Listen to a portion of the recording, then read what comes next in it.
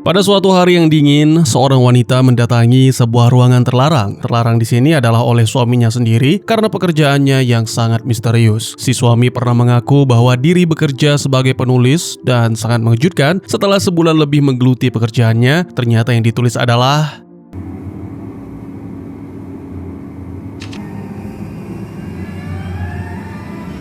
dan ya, apa yang sebenarnya terjadi? Selamat datang dan selamat berjumpa kembali bersama saya Teguh Gusto. Bagaimanapun kabar dan dimanapun berada, saya doakan semoga teman-teman sekeluarga baik-baik saja serta selalu berada dalam lindungannya. Seperti biasa saya akan bercerita tentu saja tentang sebuah film dan kali ini berjudul The Shining. Ya, ini adalah salah satu film legend yang sampai sekarang belum ada tandingannya dengan alur cerita yang mencekam serta akting para bintang yang menawan. Maka dari itu daripada kelamaan, mari segera kopi disiapkan dan mari cerita kita lanjutkan. Film dibuka dengan menampilkan seorang pria yang menempuh 3,5 jam perjalanan, bukan untuk senang-senang, tapi mendapatkan pekerjaan di sebuah hotel. Jadi ceritanya, hotel tersebut akan tutup selama musim dingin. Ini bukannya tanpa alasan, karena saat musim dingin, salju yang turun menutup jalur akses ke sana. Ketika interview berlangsung, Tuan Stuart Ullman, sang manajer hotel, menyebutkan bahwa pekerjaan ini seperti hidup dalam kesunyian yang bisa mengikis pikiran. Ia juga bercerita tentang tragedi di tahun 1970, seorang penjaga bernama Grady sempat mengalami gangguan mental sehingga menghabisi anak dan istrinya dengan kapak lalu mengakhiri segalanya menggunakan senapan. Tidak ada yang bisa menjelaskan apa yang sebenarnya terjadi, tapi para ilmuwan meyakini bahwa ini disebabkan oleh cabin fever atau stres akibat terisolasi. Namun Jack sendiri hanya menganggap itu adalah cerita yang menarik. Jadi Jack ini dulu adalah seorang guru dan kini menjadi penulis. Jelas saja ia menyukai kesunyian karena itu menenangkan, apalagi bisa sampai 5 bulan. Ya, Jack dikontrak 5 bulan dan itu membuatnya sangat bersemangat.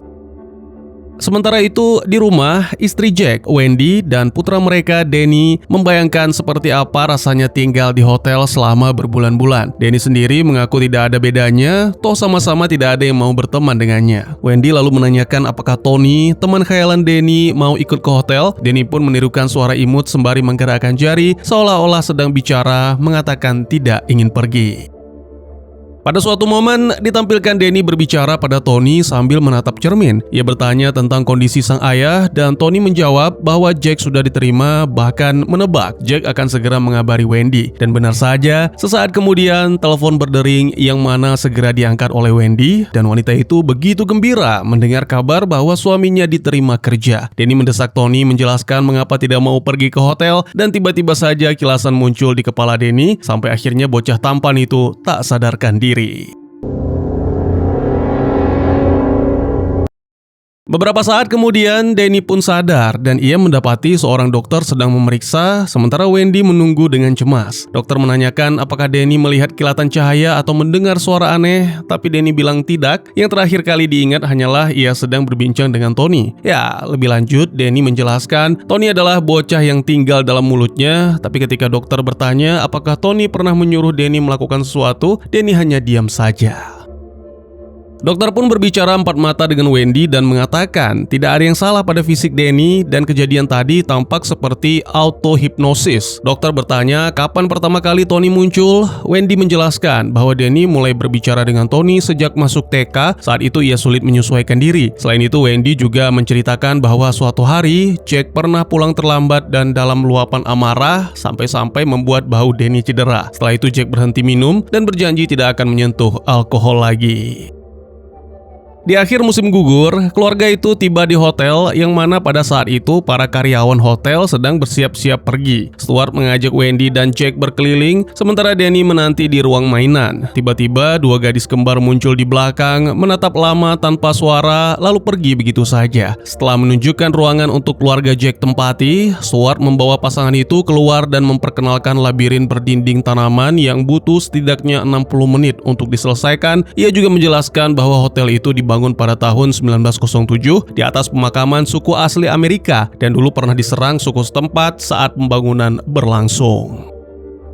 Di garasi ada Snowcat, kendaraan yang bisa menerobos salju tebal saat keadaan darurat. Lalu Jack dan Wendy terpukau oleh indahnya ballroom. Lalu Stuart mengatakan bahwa hotel mengosongkan alkohol dari bar saat penutupan musim dingin untuk menekan biaya asuransi. Saat itu sekretaris membawa Danny dan Stuart meminta kepala koki bernama Dick. Jangan ketawa, namanya beneran Dick Halloran. Sang koki itu diminta untuk menunjukkan dapur kepada Wendy dan Danny, sementara Jack melanjutkan tur bersama Stuart.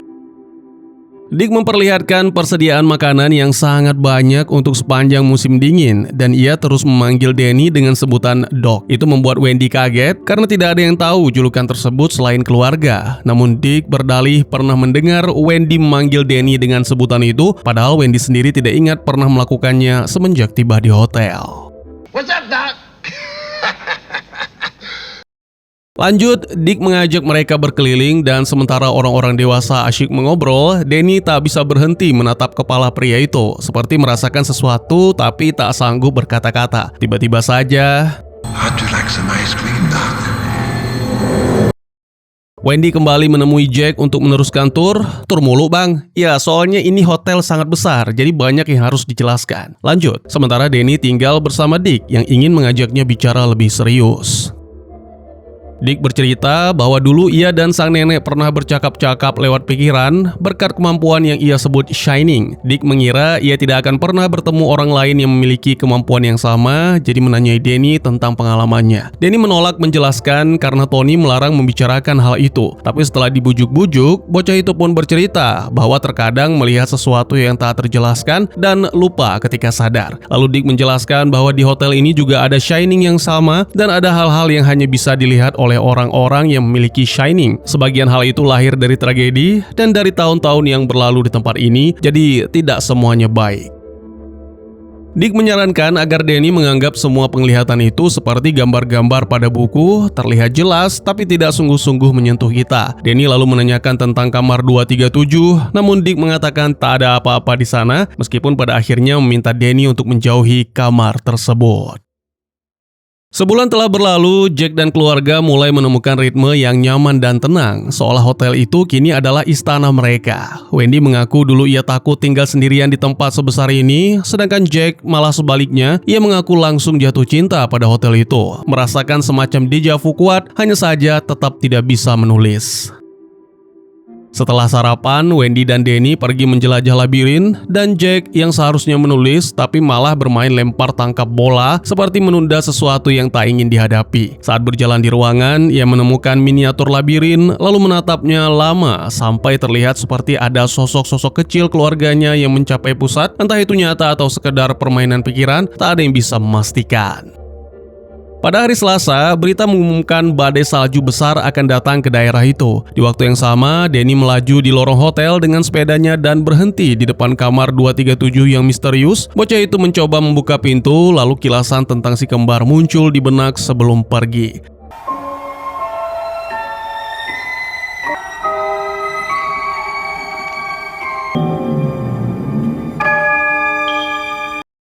Sementara itu, Jack akhirnya mulai menulis. Namun saat Wendy datang memeriksa, Jack menyambutnya dengan sikap dingin dan kasar. Pria itu membuat aturan baru, jika ia sedang menulis, Wendy tidak boleh masuk ke ruangan itu apalagi menghampiri. Wendy bahkan diminta untuk segera pergi. Will then take me time to get back to where I was and working. That means don't come in.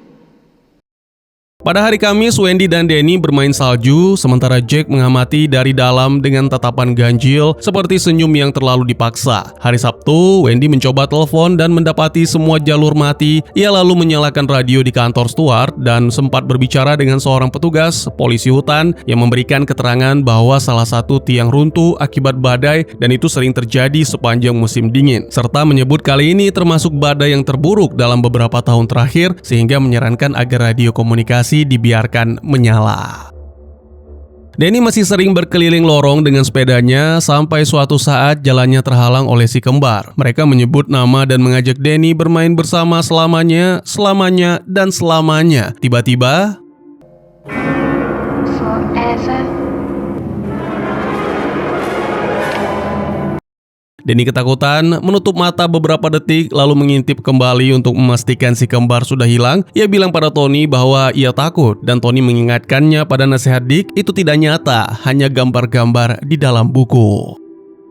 Pada hari Senin, Danny meminta izin kepada Wendy untuk mengambil mainan dari kamar mereka. Tapi Wendy berkata jangan, karena Jack sedang tidur di sana. Danny berjanji akan berjalan berjinjit supaya tidak membangunkannya, dan Wendy akhirnya mengizinkan. Namun saat Danny masuk, Jack ternyata sudah bangun dan menatap keluar jendela seperti orang yang sedang melamun jauh. Ia mengajak Danny duduk bersamanya, dan Danny bertanya apakah ayahnya merasa sakit. Jack bilang ia hanya lelah, lalu berkata ia berharap bisa tinggal di hotel itu selamanya dan selamanya. Dan kalimat itu membuat Danny teringat pada si kembar hingga bertanya apakah suatu hari sang ayah akan menyakiti keluarganya.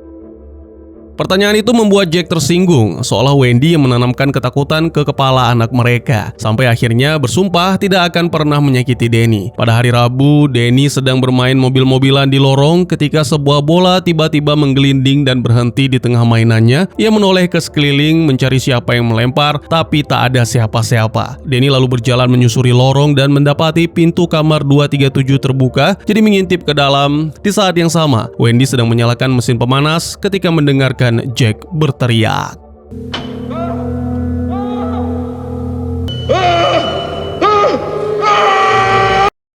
Wendy mengikuti sumber suara itu dan menemukan Jack tertidur di meja kerjanya, terjebak dalam mimpi buruk. Wendy pun buru-buru membangunkan. Jack mengaku memimpikan hal yang sangat buruk, menghabisi Wendy dan Danny, mencincang mereka menjadi potongan-potongan kecil, dan pengakuan itu terdengar seperti pintu yang retak di dalam kepalanya. Jack mengaku mungkin ia sedang kehilangan akal, lalu Danny datang sambil menghisap jempol, mengabaikan perintah Wendy. Ketika Wendy mendekat, ia melihat memar di leher Danny dan spontan mengira Jack yang melakukan.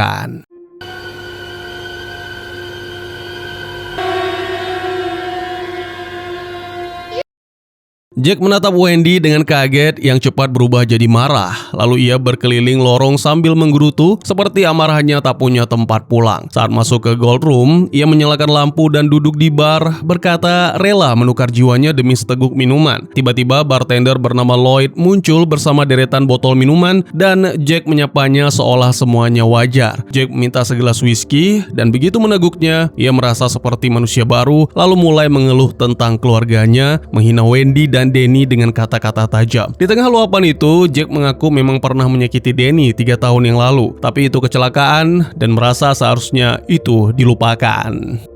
It was 3 goddamn years ago. Tepat di saat yang sama, Wendy berlari masuk dan Lloyd beserta minumannya lenyap begitu saja, seolah bar itu tak pernah diisi siapapun. Wendy berkata ada perempuan gila yang mencoba mencekik Danny di kamar 237. Sementara itu di rumahnya, Dick sedang menonton TV dan mendadak mendapatkan penglihatan. Bersama dengan itu, Danny juga mengalami hal yang sama di kamarnya.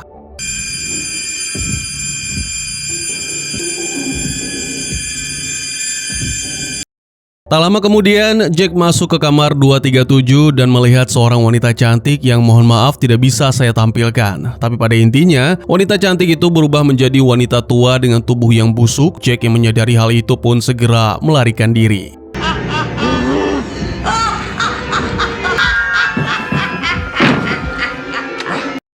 Semua itu Danny lihat lewat pikirannya. Begitu penglihatan itu berakhir, Dick mencoba menghubungi hotel dan ternyata masih gangguan. Ia lalu menghubungi polisi hutan dan meminta mereka memeriksa keluarga yang tinggal di Hotel Overlook. Kembali ke Jack yang mengatakan kepada Wendy bahwa tidak menemukan apapun di kamar 237. Lebih lanjut, Jack berteori mungkin Danny dengan sengaja menyakiti diri, mengaitkannya dengan kejadian aneh sebelum mereka ke hotel. Wendy mendesak mereka pergi dan mencari dokter untuk anak mereka, tapi Jack malah marah karena ingin tetap menulis dan menuduh Wendy berniat menghancurkan karirnya. My life so far, but I am not gonna let you. Jack pergi meninggalkan ruangan dan pada saat yang sama Danny ketakutan melihat tulisan Red Rum muncul di pintu kamarnya. Lalu kembali dihantam penglihatan lift yang penuh darah. Di dapur, Jack mengamuk, melempar barang sampai akhirnya ia masuk ke lobi dan tertegun melihat dekorasi ruangan yang berserakan. Jack juga mulai mendengar musik dan ia mengikuti ke Gold Room. Di sana ada pesta besar dengan orang-orang berpakaian formal dari puluhan tahun yang lalu. Seperti waktu sedang diputar balik tanpa izin. Jack duduk di bar dan meminta minum, namun kali ini Lloyd menolak bayaran yang membuat Jack bingung sekaligus senang. Saat bangkit, Jack tak sengaja menabrak seorang pelayan hingga minuman tumpah ke jaketnya, lalu pelayan itu membawanya ke toilet untuk membantu membersihkan dan memperkenalkan dirinya sebagai Delbert Grady. Jack teringat cerita Stuart tentang Grady yang membantai keluarganya, jadi ia menanyai si pelayan apakah dulu ia pernah jadi penjaga hotel. Grady menyangkal, bahkan seperti tidak mengenali kejadian yang Jack sebut, lalu berkata bahwa sang istri dan kedua putrinya ada di hotel ini. Ia juga bersikeras bahwa Jack selalu menjadi pengurus di sini karena Grady merasa bahwa diri menjadi pelayan di tempat itu. Mereka saling menatap lama sebelum akhirnya Grady menurunkan suaranya dan mulai berbicara tentang Danny. Grady mengatakan Danny sedang mencoba menarik orang luar ke dalam urusan mereka sambil menyebut Dick dengan hinaan rasis. Menurut Grady, Danny punya bakat besar dan bakat itu bisa ia pakai untuk melawan Jack, jadi ia menyebut Danny anak nakal. Jack menyalahkan sikap Danny pada Wendy dan Grady menyiratkan bahwa mereka seharusnya diberi pelajaran. Grady kemudian bercerita, dulu putri-putrinya juga tidak suka hotel ini saat pertama pindah, bahkan salah satunya sempat mencoba membakarnya, tapi ia dalam tanda kutip meluruskan mereka. Ketika sang istri mencoba menghentikan, Grady juga meluruskan istrinya. Sementara itu, Wendy makin panik dan seperti hampir ambruk, rokoknya terus menyala sementara ia berpikir apakah ia dan Danny bisa memakai snowcat untuk mencari penjaga taman. Tiba-tiba ia mendengar Danny berteriak, lalu berlari ke kamar dan mendapati Danny mengulang kata-kata Red Rum. Wendy mencoba menenangkan, tetapi Danny menjawab dengan suara Tony, mengatakan Danny tidak ada di sini nyonya. Wendy mengira ia sedang bermimpi dan memintanya bangun, namun Tony bersikeras bahwa Danny sudah pergi, dan Wendy memeluknya sambil menangis karena tak tahu harus berpegang pada apa lagi. Danny's gone away, Mrs. Torrance.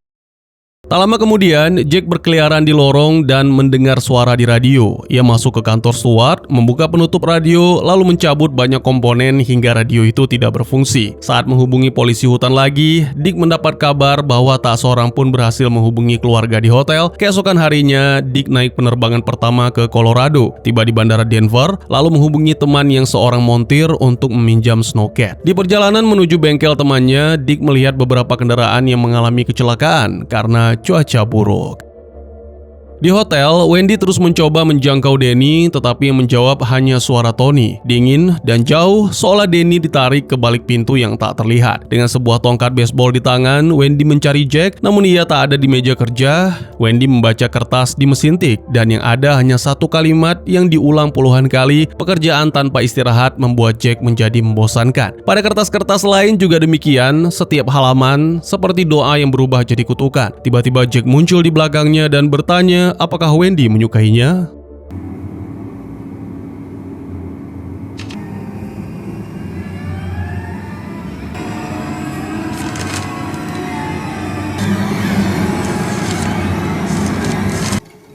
How do you like it?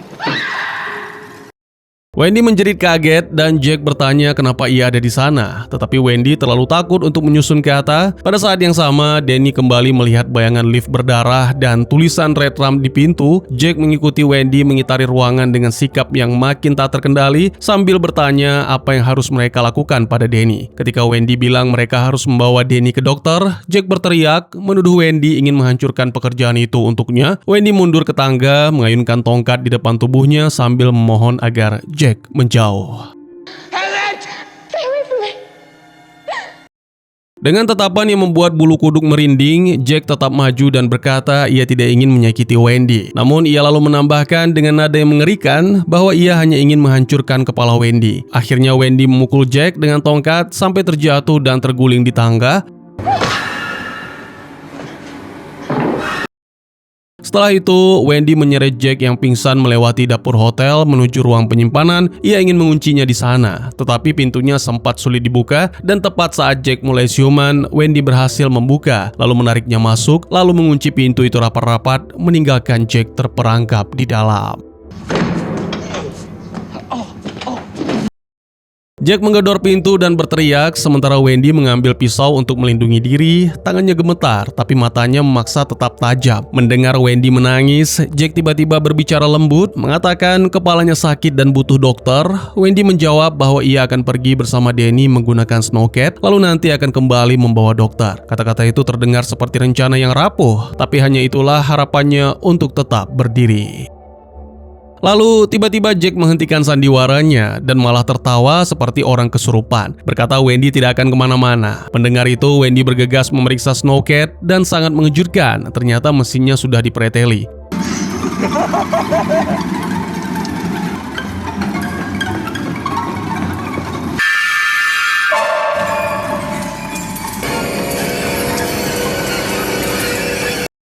Beberapa waktu kemudian, Jack terbangun karena ada yang mengetuk pintu gudang. Dari suaranya, Jack mengenali bahwa itu adalah Grady yang berkata Jack mungkin memang tidak cocok untuk pekerjaan ini. Jack memohon diberi kesempatan kedua, dan Grady menjawab satu-satunya jalan adalah dalam tanda kutip menyelesaikan masalah itu dengan cara yang paling kejam.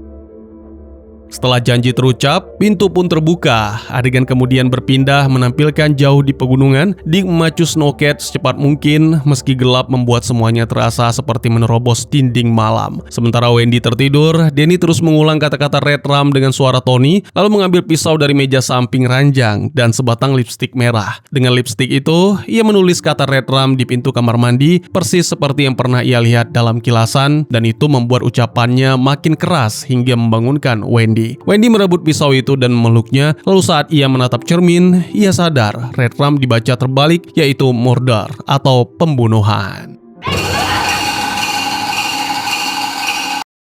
Belum sempat nafasnya kembali, Jack mulai menghantam pintu ruangan utama dengan kapak. Wendy menyeret Danny ke kamar mandi dan mengunci pintunya, lalu membuka jendela dan mendorong Danny keluar. Karena ada tumpukan salju, Danny meluncur turun dengan mudah, tapi Wendy tak bisa ikut karena jendelanya terlalu sempit. Ia menyuruh Danny lari dan bersembunyi. Sementara suara kapak terus merobek kayu seperti gigi yang lapar, sementara Wendy hanya menangis dan berteriak ketakutan.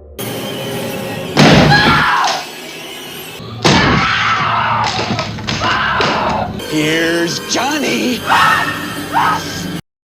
Danny bersembunyi di dalam lemari dapur dan pada saat itulah Dick tiba di hotel. Suara snowcat-nya terdengar jelas. Jack langsung berlari ke lobi dan begitu Dick masuk, Jack menyerangnya dengan kapak. Danny menjerit sambil melihat semuanya dengan mata kepalanya sendiri dan tak lama Dick roboh tak bernyawa. Setelah itu Jack mulai memburu Danny, melihat anaknya berlari keluar dari dapur, lalu pengejaran pun dimulai. Wendy juga keluar dari kamar mandi, mencari Danny dengan panik, namun sepanjang lorong ia justru melihat hal-hal yang membuat tubuhnya lemas. Dua orang di kamar dengan kostum aneh, lalu di lobi ia menemukan jasad Dick dan seorang pria dengan luka di kepala muncul sambil berkata, "Pesta ini hebat." Great party, isn't it? Wendy lari lagi masuk ke ruangan lain yang dipenuhi sarang laba-laba dan kerangka duduk di kursi. Lalu dia tersandung pada pemandangan yang paling ia takut, lift memuntahkan gelombang darah.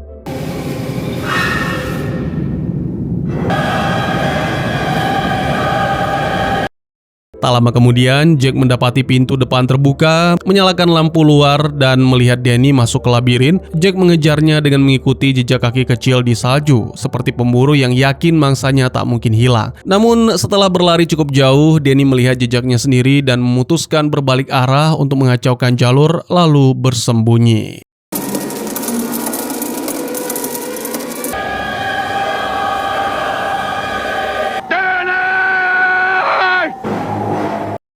Jack mengamuk ketika jejak itu mendadak berhenti, lalu ia terus berjalan sampai tersesat di dalam labirin, sementara Danny berhasil keluar tanpa terlihat. Wendy akhirnya bertemu Danny, dan mereka berdua segera naik snowcat milik Dick untuk melarikan diri. Di pusat labirin, Jack tersungkur sambil menggumam tak jelas, dan keesokan paginya ia ditemukan mati membeku. Film pun ditutup dengan menampilkan di dalam hotel, musik kembali terdengar dari ballroom, seolah semuanya cuma berpindah tempat, bukan benar-benar berakhir. Sebuah foto tahun 1921 memperlihatkan wajah Jack di antara para tamu, rapi dan tersenyum, seperti ia memang sudah lama menjadi bagian dari pesta itu. Dan tamat. Kok gini bang? Kok gitu bang? Bingung bang? Pusing bang? Oke tenang, silahkan seruput kopinya dan mari simak bersama. Film ini ditutup dengan adegan foto tahun 1921 yang memperlihatkan Jack berdiri bersama para tamu lain di ballroom hotel. Adegan ini ditafsirkan dengan banyak cara dan salah satu penjelasan paling sering dipakai adalah foto itu menandakan hotel seolah dalam tanda kutip menyerap jiwa Jack ke dalamnya. Walau tafsiran itu cukup masuk akal, sutradara sendiri pernah mengatakan bahwa foto itu lebih mengarah pada gagasan bahwa Jack adalah reinkarnasi dari seorang pejabat atau pegawai hotel pada masa lalu. Penjelasan Jack reinkarnasi ini terasa nyambung jika kita balik ke obrolannya dengan Grady di toilet saat si pelayan itu berkata bahwa Jack selalu menjadi penjaga hotel. Tafsiran ini juga cocok dengan fakta bahwa ada dua sosok Grady yang disebut di film. Satu adalah penjaga hotel di masa lalu dan satu lagi adalah hantu yang muncul di hotel. Yang menjadi hantu adalah Delbert Grady, sedangkan penjaga hotel pada masa lalu adalah Charles Grady. Jack sempat mengatakan ia pernah melihat Delbert di koran dan dari situ muncul dugaan bahwa Delbert adalah jelmaan sekarang dari Charles. Jadi seperti reinkarnasinya. Maka kalau mengikuti logika ini, alasan Jack muncul di foto penutup adalah karena ia juga dianggap sebagai reinkarnasi dari pegawai hotel terdahulu. Meski hal itu sebenarnya tidak dijelaskan secara tegas di dalam film. Penjelasan sutradara tentang kenapa Jack bisa ada di foto ballroom tahun 1921 mungkin terdengar masuk akal. Tetapi ada juga yang menilai salah satu bagian yang agak lemah di dalam film. Soalnya kalau itu elemen cerita yang penting, seharusnya petunjuknya bisa dibuat lebih jelas atau setidaknya ditunjukkan lebih nyata supaya penonton tidak cuma nebak-nebak sendiri.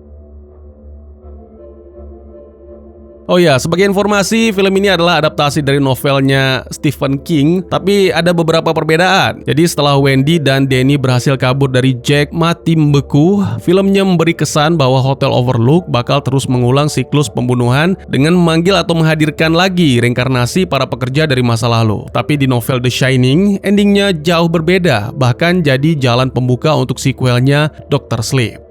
Di novelnya, Jack masih sempat melawan pengaruh hotel cukup lama sampai ia bisa menyuruh Danny kabur demi menyelamatkan diri. Berbeda dari versi film, Dick Halloran di buku tidak mati dan justru membantu Wendy dan Danny kabur dari bagian akhir. Hotel sempat mencoba untuk menguasai Dick untuk terakhir kalinya, tapi Dick berhasil menolak. Soal Jack, ia tetap mati, tetapi bukan karena membeku di salju. Di novel, ada ketel uap yang sudah disebut bermasalah, lalu akhirnya meledak dan membunuh Jack sekaligus menghancurkan hotel. Cerita novel cukup dengan Wendy dan Danny menghabiskan musim panas di sebuah resort di Maine, tempat Dick bekerja sebagai kepala koki. Mereka bertiga tetap dekat, dan Dick berusaha menenangkan Danny yang masih berduka karena kehilangan ayahnya. Menariknya, dalam miniseri The Shining tahun 97 ada epilog singkat. Danny yang sudah lulus sekolah didatangi arwah Jack yang terlihat bangga, seolah memberi isyarat bahwa roh Jack benar-benar terbatas ketika Hotel Overlook meledak.